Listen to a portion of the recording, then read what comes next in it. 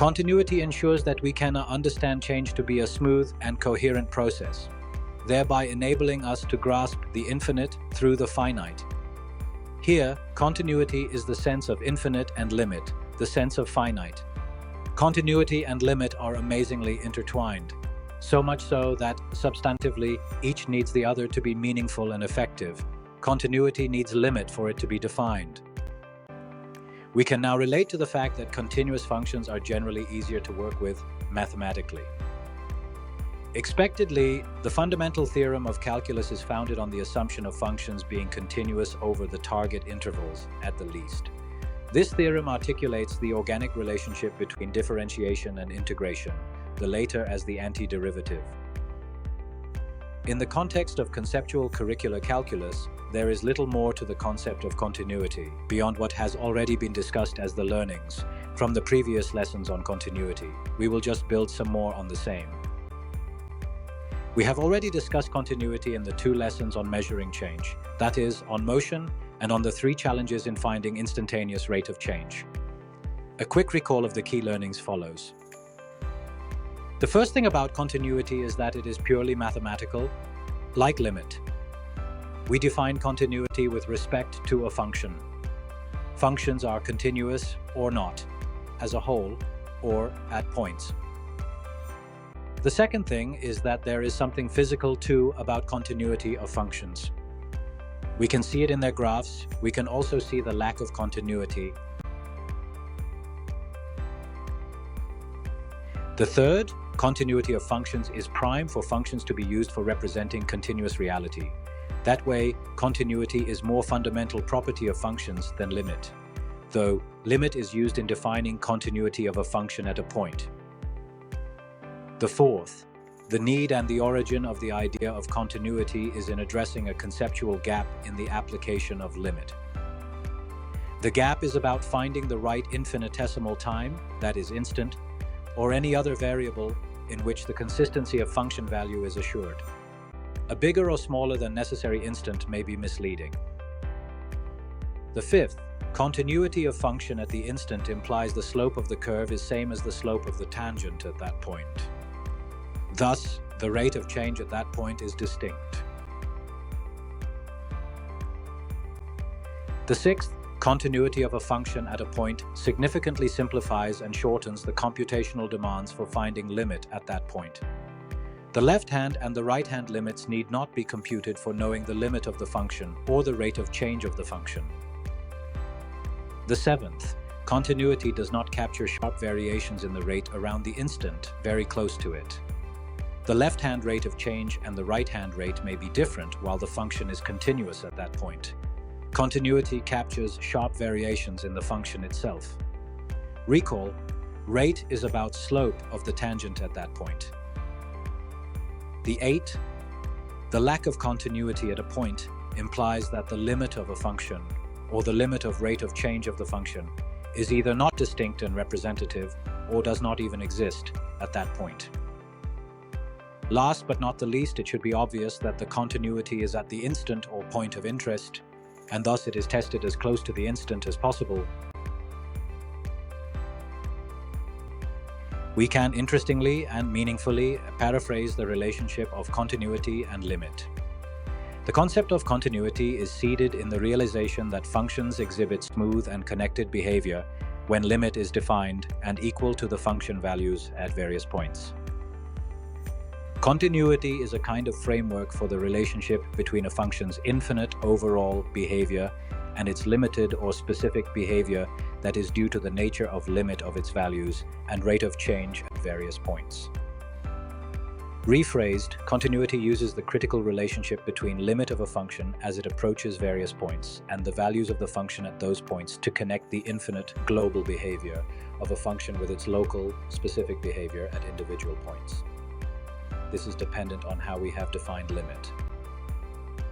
This is just to bring out the closest relationship between limit and continuity. Let us first be sure that continuity is primarily about the behavior of the functions, not the derivative. For example, continuity at a point does not necessarily imply that the derivative is also continuous there. Continuity implies well-behaved function at a point, over an interval, or over the entire domain of the function. However, derivatives, the rate of change at a point, also help us understand the behavior of functions in a different way. Understanding this difference is an important goal for well-knowing continuity. Recall, continuity tells us if the values of the function transition from one point to another, without breaks, jumps, or holes in the graph at a point or interval.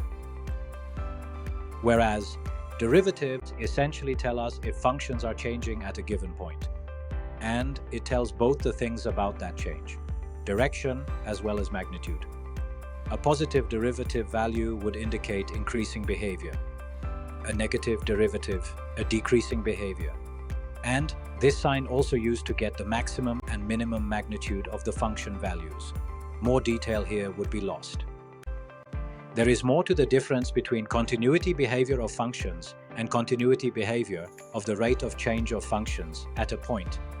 For instance, a function may be continuous at a point, but to be differentiable too, additional conditions must be met. More on this is best due in differentiation. Integration relies on the smoothness and well-defined nature of function over the interval of integration. Discontinuities can lead to inaccuracies in quantifying the sum due to openness of the function at the discontinuities.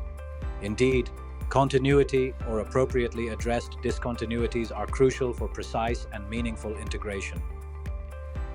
Continuity is how the integrity of integration is ensured in respect of how it accurately quantifies real situations such as computing area, volumes, work done, etc. It may just suffice to say that discontinuities in functions can lead to challenges in solving differential equations. Recall, it uses integration for solutions. Holes of any kind affect the working of integration. It is important to note that continuity is always defined with respect to a specific domain of a function. What is being said is that whenever we talk of continuity of functions, we must define it in terms of its input values too. And this is simply the flip side of the fact that continuity is about the behavior of a function at specific points as those points are approached. So, if those points are not valid in the domain, then there is no sense in looking for their continuity there. A function could be continuous everywhere, at every point in its domain, or show piecewise continuity.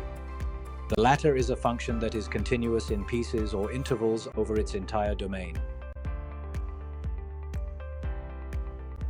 We must talk about the nature of lack of continuity or discontinuities.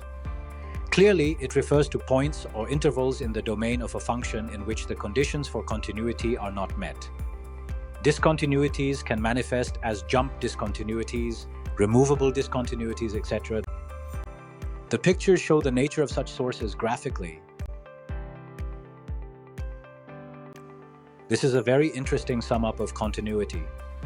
For the first time I saw it, and I am reproducing faithfully but partially the response from ChatGPT 3.5 to my query, how to sum up a discussion on continuity in 100 words.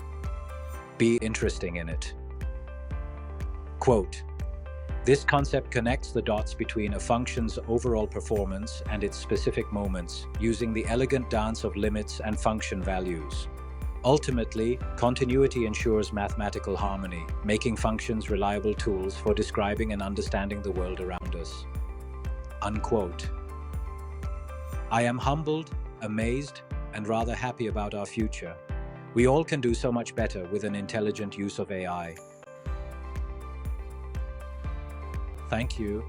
With us, you will master all the mathematics you need. Be good to you, not just others.